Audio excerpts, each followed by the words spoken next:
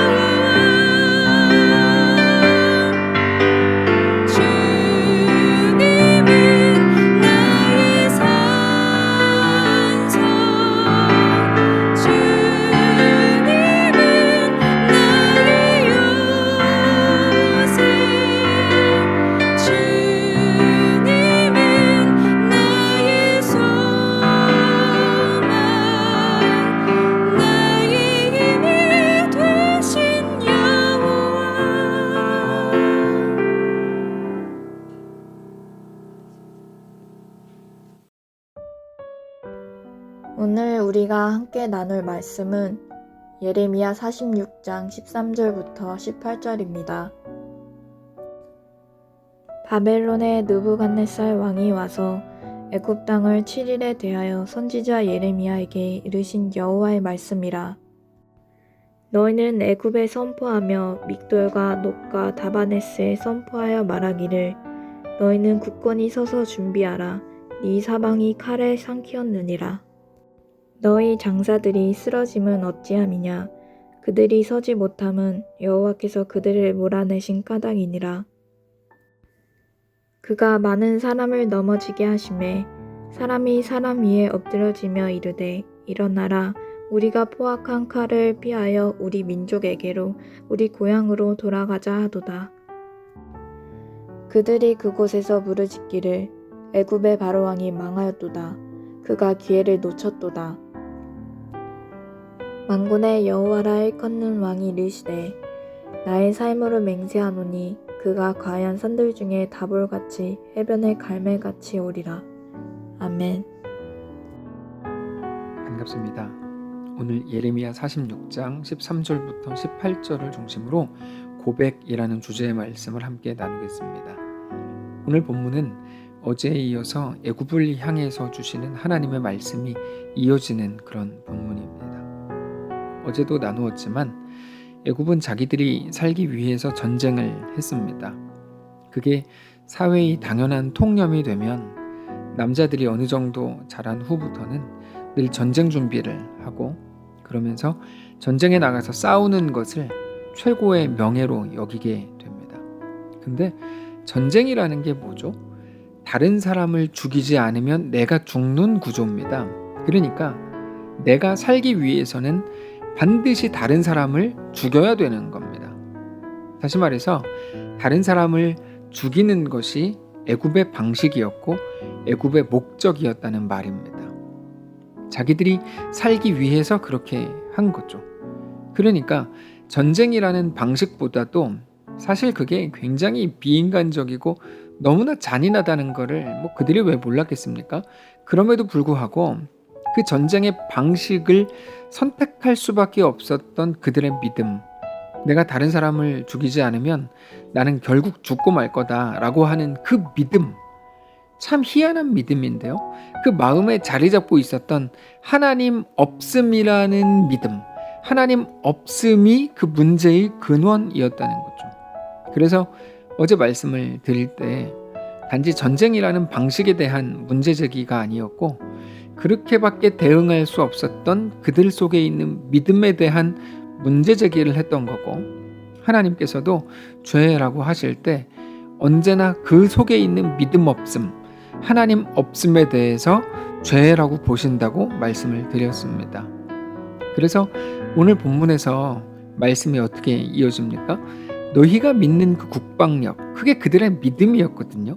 여러분, 전에도 말씀을 드렸지만 우리가 사는 이 세상은 믿음으로 꽉 차 있는 거예요.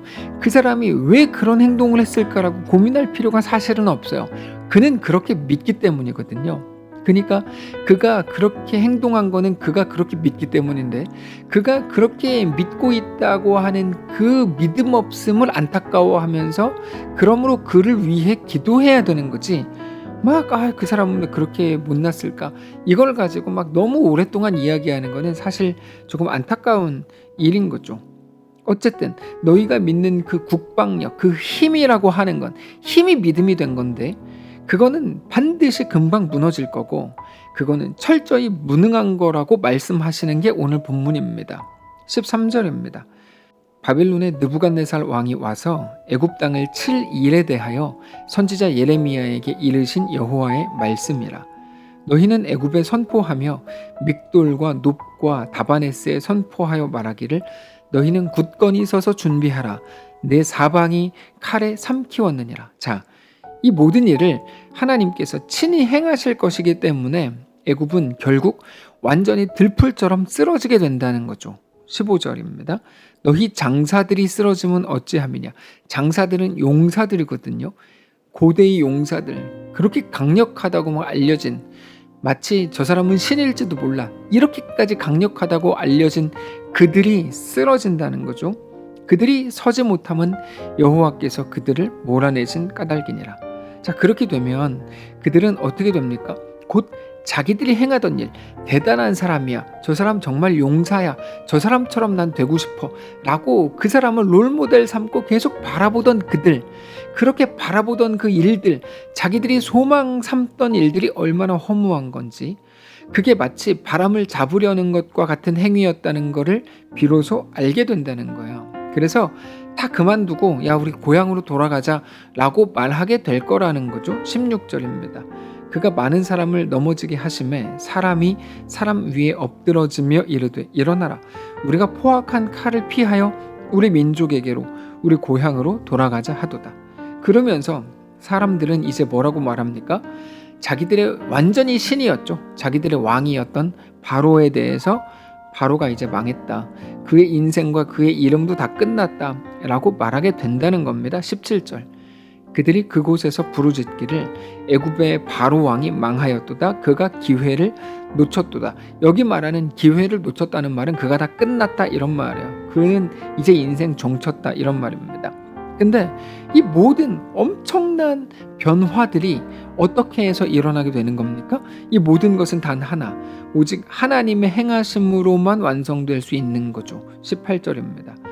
만군의 여호와라 일컫는 왕이 이르시되 나의 삶으로 맹세하노니 그가 과연 산들 중에 다볼같이 해변의 갈멜같이 오리라.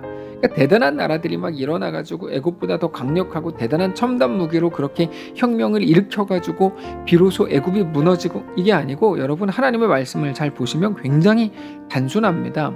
하나님이 행하신다. 하나님이 행하실 거야. 하나님이 행하신다고 말씀하셨어. 이거 한마디로 끝나는 거죠. 저는 얼마 전에 나누었던 예레미야 45장에서 주신 하나님의 말씀, 너가 너를 위하여 큰 일을 찾느냐?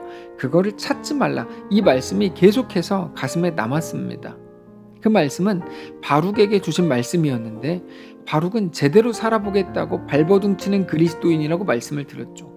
암흑의 시대, 흑암 같은 시대에 예레미야를 도와서 나도 그리스도인으로 한번 제대로 살아보겠다라고 한 사람이 바룩이거든요. 그는 엄청난 고난을 당했습니다. 그 고난을 당하는 중에 세상에서 소망을 찾을 수 없음 때문에 그렇게 힘들어하던 사람이에요. 근데 오직 하나님이 소망이라고 말씀을 주셨죠. 그가 바룩인데 근데 그 말씀이 바룩보다도 애굽에게 더 강력하게 전해지는 것 같은 느낌을 받는 거예요. 너가 붙들려고 하는 거 힘이죠. 국방력이고 군사력입니다. 그걸로 온 세계를 정복하려고 했던 게 애굽입니다. 근데 그거 하나님께서 조금만 바람을 일으키시면 한순간에 무너진다는 거죠. 그렇게 아무것도 아닌 거를 평생을 붙들고 살던 그들의 모습이 너무나 안쓰럽고 안타까운 거야. 근데 그게 단지 애굽만의 문제이겠습니까? 그렇지 않습니다. 우리 모두에게 동일하게 주어지는 말씀이라는 것을 여러분 기억하셔야 됩니다. 우리는 무엇을 가장 소중하다고 여기면서 살고 있습니까? 다른 건 몰라도 이것만큼은 빼앗기지 않겠다. 타협하지 않겠다. 내 손에 꼭 쥐고 살겠다. 죽을 때까지 손에 쥐고 가겠다. 그게 어떤 겁니까? 근데 애굽의 바로는 끝내 그것들을 손에서 지키지 못했거든요. 그는 알았어야 됩니다. 자기가 생각하는 최고의 가치보다 하나님이 훨씬 더 강력하다는 걸 그는 알았어야 됩니다. 당연히 중요한 거는 바로가 아니라 오늘 우리들입니다. 우리가 오늘을 살아가는 동안에 오직 하나님이 우리의 왕이요 유일한 소망이요 전능자이신 것을 꼭 기억하시기를 바랍니다. 하나님보다 더 소망 삼는 것을 우상이라고 부릅니다. 하나님은 우리를 우상에게 빼앗기지 않으실 겁니다. 여러분 근데 당연히 아멘인데요. 그 말을 잘 한번 생각해 보세요. 하나님은 우리를 우상에게 뺏기지 않을 거다. 그게 무슨 의미일까요? 이건 이런 말입니다. 하나님보다 우리가 더 소망 삼고 있었던 모든 것이 우리에게서 반드시 사라지게 된다는 거죠. 다 뺏기게 된다는 거예요. 그게 돈이든 자식이든 건강이든 명예든 자존심이든 그 어떤 것이라고 해도 반드시 우리 손에서 다 놓치게 될 겁니다. 왜요? 하나님은 우리를 우상에게 빼앗기지 않으실 것이기 때문에. 사랑하는 성도 여러분, 그러므로 오늘 어느 자리, 어느 형편에 계시든지 무엇을 가졌다 그래가지고 자랑하실 거 없고 무엇을 갖지 못했다고 해서 실망하실 거 없습니다. 어느 형편에 계시든지 오직 하나님만 바라보시고 하나님만 나의 소망이신 것을 이제는 정직히 고백하시기를 바랍니다. 우리의 삶의 방향을 온전한 곳으로 정하시기 바랍니다. 그렇게 어느 길 위에 있더라도 오직 하나님만 바라는 거룩한 주의 성도들 되시기를 축복합니다. 기도하겠습니다. 살아계신 하나님 감사합니다. 하나님보다 더 사랑하던 것, 하나님보다 더 소망 삼던 것, 하나님은 눈에 보이지 않는데 저거는 눈에 보이니까, 저거는 어쩌면 현실이니까 라고 생각했던 우리 앞에 있는 그 모든 것들에게서 우리가 이제 눈을 돌려 하나님을 향하기를 원합니다. 하나님만이 우리의 소망이요, 우리 왕이요, 우리 전부이신 것을 정직히 고백하는 귀한 날 되게 하옵소서. 그것을 갖지 못한 것 때문에 막 억울해하고 불평하고 막 힘들어하고 나는 살 가치도 없는 사람이야 그렇게 생각해왔던 우리를 불쌍히 여기시고 반대로 남들보다 조금 더 많이 가진 그것 때문에 막 자랑하고 으스대던 모든 모습들도 불쌍히 여기시고 이제는 어떤 형편, 어떤 자리에 있든지 오직 하나님만 내 길이요 진리요 생명입니다. 정직히 고백하는 사랑하는 모든 성도를 다 되도록 인도하시옵소서. 오직 우리의 주인 되신 살아계신 예수님의 이름으로 기도합니다. 아멘. 사랑하는 성도 여러분, 하나님께서 오늘 하루를 우리에게 허락하셨습니다. 믿음을 가지고 우리에게 주어진 길을 넉넉히 그렇게 담대하게 걷게 되시기를 주님 이름으로 축복합니다.